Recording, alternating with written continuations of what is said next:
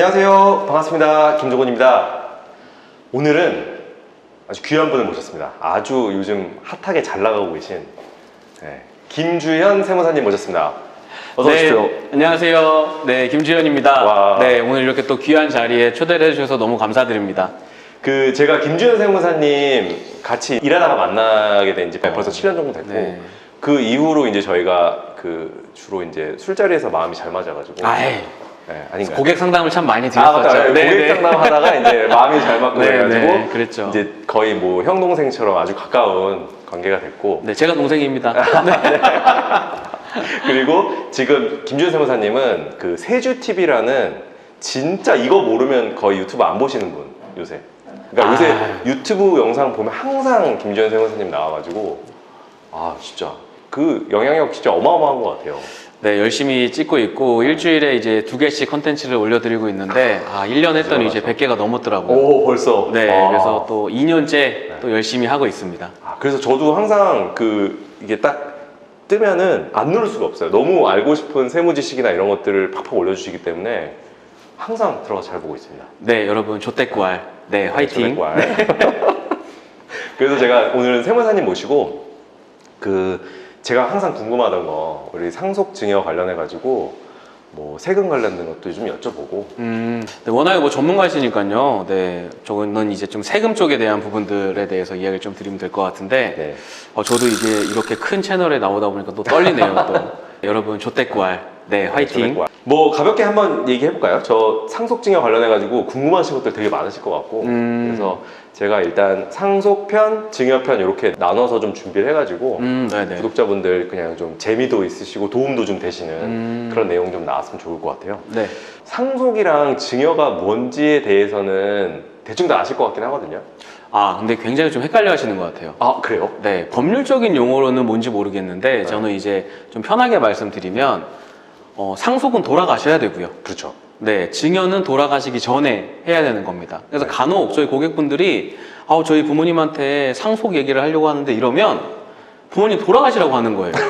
네, 증여라고 말씀을 주셔야 되는데 꼭 그걸 좀 혼용해서 사용을 하시더라고요. 그래서 부모님이 계시면은 항상 증여라는 단어를 써주셔야 되고, 그렇죠. 상속은 돌아가시고 난 이후에 사건이기 때문에 그 전까지는 항상 증여로 기억을 해주시면 좋을 것 같습니다. 네, 앞으로는 상속, 증여, 용어 혼동 때문에 난처하신 일이 없도록 용어 정확히 구별해 주시면 좋을 것 같고요. 이게 근데 뭔가 혼동이 생기는 것도 좀 이유는 있을 것 같아요. 왜냐면 이게 세율이라는 게 좀 약간 비슷하지 않나요? 세율은 똑같습니다. 상속세, 증여세율은 10%부터 50%까지 똑같이 구성이 되어 있다 보니까 아무래도 일반적으로 저희가 보게 되는 상속 증여세율이라고 써져 있거든요. 그러니까 이제 많은 분들이 좀 헷갈리시죠. 그래서 지금 딱 요 표가 이제 그죠? 요 표에 따른 요 표가 여기 딱 요 표죠. 네. 그래서 구간이 10%부터 지금 50%까지 얘기하셨죠. 네. 이게 상속세율이 50%라고 하면 이 진짜 어마어마하게 높잖아요. 그렇죠. OECD 국가 중에서도 우리나라가 굉장히 높은 편에 속하는 세율입니다. 1, 2위 다툰다고 들었어요. 맞아요. 맞죠? 네. 왜냐면 이게 어떤 식으로 높다라고 생각을 해주시면 좋냐면 내가 가지고 있는 재산이 만약에 뭐 100억이다. 그러면 50%가 세금이라고 생각을 하시면은 50억이 날아가는 겁니다, 그냥. 네, 이게 물론 세금을 나쁜 건 아니지만 정말 이게 예전의 기준으로 좀 만들어져 있기 때문에 이러한 세율 구간이라든지 세율에 대해서는 조금 조정이 필요한 시기이지 않나라는 생각을 가지고 있습니다. 맞습니다. 이제 회사를 경영하시는 분들이 특히 그런 고민을 많이 하시는 것 같아요. 회사 지분에 대한 가치가 엄청나게 많이 포함이 되어 있다 보면 결국에는 나는 이 회사 주식을 팔지 않을 것에도 불구하고 이 상속분에 대한 부분은 세금은 내야 된다는 거죠. 그래서 꼭 이렇게 큰 회사를 운영하시는 분들도 마찬가지시지만 중소기업을 운영하시는 분들도 이게 마찬가지시거든요. 회사 가치가 높아짐에 따라서 자녀분들은 전혀 생각지도 않았던 회사 지분에 대한 상속세 부담이 앞으로도 굉장히 큰 문제가 되지 않을까 싶습니다. 맞아요. 이 회사를 운영을 하면서 자기 회사의 지분의 가치를 조정하고 조율하는 것 또한 어떻게 보면 지금은 경영 능력 중에 하나라고 볼 수가 있습니다. 되게 중요한 능력이네요. 네. 그러면은 이거 만약에 100억 가지고 있어요, 주식을. 이 상황에서 이거 돌아가시면 갑자기 돌아가셨다. 교통사고로 돌아가셨다. 그러면 그 자녀들이 세금 낼 돈 없잖아요. 그럼 그 주식을 어떻게 해야 돼요? 못 받아요, 그러면? 아니요. 받을 수는 있죠. 이제 저희가 이제 받는 것과 세금은 좀 별도의 느낌인 것 같아요. 받고 나서 세금을 낼지 말지 결정하던가 네. 아니면 저희가 우리는 상속 포기할게요. 라고 아예 상속을 안 받는 경우들도 있겠죠. 근데 다만 일반적으로 이제 1세 대표님들이 연세가 좀 드시다 보면은 회사가 그렇게 무한정 성장하진 또 않습니다. 네, 어느 순간이 되면은 조금 매출이 줄어들기도 하고 또 그 사이사이에 이렇게 변호사님 같은 분을 만나서 회사 지분 가치에 대한 부분들에 대해서도 컨설팅을 받으시고 이러한 조율 과정을 통해서 지분 정리도 좀 하시고 결국에는 이게 제가 항상 말씀드리는 게 절세는 매일매일의 관심이 들어가야 그게 절세가 되는 거지 한순간에 내가 뭐 이걸 짠 하고 줄여봐야지 라고 하는 거는 정말 그 정답은 따로 없는 것 같습니다. 그래서 저 세무사님이 상속 그 상담해 주실 때 가장 하셨던 말씀 중에 인상적인 게 하나 있어요. 제가요? 그 뭐냐면 자녀분한테 지금 이 자산을 물려주기 위해서 당신이 지금 뭔가 사전증여나 이런 준비를 하지 않는 것은 문제를 계속 미루는 것에 불과하다. 맞죠. 그 네. 말씀이 되게 와닿더라고요. 그래서 맞습니다. 어쨌든 지금 빨리 뭔가 사전증을 하고 뭔가 계획을 해서 이전을 시작해야지 그게 이제 진짜 절세를 하는 거지. 지금 안 주게 되면은 해결이 되는 게 아니고 그냥 밀어두는 거고 그 문제는 더 커질 수 있죠. 맞아요. 왜냐면 김종훈 변호사님하고 상담을 많이 해보면은 대다수의 분들이 재산이 많으니까 상담을 하러 오는 겁니다. 많으니까 상담을 하러 오시는 거고 많으신데 막상 와서 이렇게 상담을 해보면 지금 당장 우리가 내야 되는 부대 비용들이 너무 많게 느껴져요. 그러다 보니까 이거 좀 내가 생각했던 것보다는 비용이 좀 많이 들어가는 것 같은데 나 좀 1년만 한 몇 달만 더 고민해볼까? 라는 생각으로 그냥 넘어가죠. 그게 계속 몇 년씩 가는 거예요.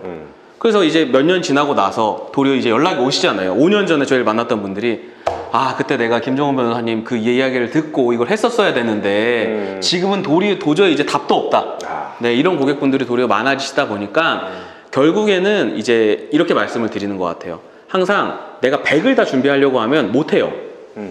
이거는 돈이 적어도 못합니다. 돈이 이제 액수가 적으신 분들 같은 경우에도 뭐 예를 들면 이런 게 있죠. 지금 통장에 1억 있으신 사람 몇 분이나 있을까요? 현금으로 1억 있는 사람 1억 있으신가요? 세무사님 정도? 저요? 네. 저 없어요. 저 그 앞에 마이너스가 붙어 있어요.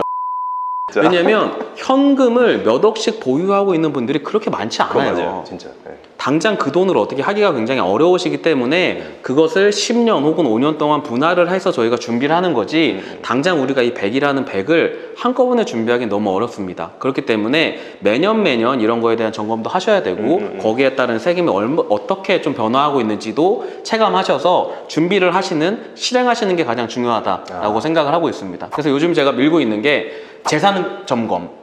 건강검진처럼 재산 검진 1년에 한 번씩은 본인의 재산이 어떻게 돌아가고 있는지 검진을 하셔서 세금도 계산 한번 해보시고 어떻게 내가 대비를 하고 있는지도 좀 이렇게 점검을 해보시는 걸 많이 추천드리는 그러면은 상황입니다. 그 검진 받을 때 좀 검진표 같은 거 딱 나중에 있죠. 보고서 만들어드려요. 보고서가 딱 나오죠. 괜찮다. 네, 그래서 이제 뭐 이제 김종훈 변호사님도 계시고 굉장히 다양한 전문가분들이 한꺼번에 이렇게 보고서 레포팅이 나갑니다. 설명 너무 잘해주셔서 제가 진짜 단호박처럼 딱 여쭤보면 상속 증여세를 줄일 수 있는 뭔가 획기적인 방법 같은 게 있을까요? 획기적인 방법은 정말 없어요.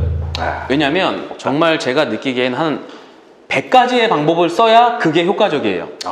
네, 많은 분들이 이제 한 가지 방법만 쓰려고 하니까 이게 조금 어떤 거를 해야 될지를 많이 고민하시는 것 같아요. 근데 기본적으로 내가 상속을 준비하기 위해서 이번에 20가지 방법을 쓸 거야. 그 20가지 중에 하나는 뭐 사전증여가 될 수도 있고요. 자녀분들한테 뭐 물려주는 거에 대한 부분 혹은 자산의 구성 형태를 부동산에 편중돼 있는 부분을 동산이나 다른 형태로 좀 바꾸시는 부분들 또 그 이외에 굉장히 많은 방법들이 있을 것 같아요. 근데 이거를 나 1번, 2번, 3번 중에 딱 하나만 해야지가 아니라 이걸 동시다발적으로 모든 걸 다 하셔야 절세 플랜은 완성이 되는 거죠. 그래서 대체적으로 많이 활용을 하시는 게 종신보험을 활용하셔서 나중에 상속세 대비를 하시는 부분들이 있고요. 또 그 다음에 사전증여를 하시는 부분들이 있고 또 사전증여를 함에 있어서도 어떠한 재산을 어떻게 물려주는지에 대해서 또 굉장히 세금이 많이 변해요. 그래서 그러한 부분들도 많이 고민을 하시고 있고 또 뭐 배우자 증여를 통해서 저희가 양도세를 줄이시는 분들도 계시고 굉장히 많죠.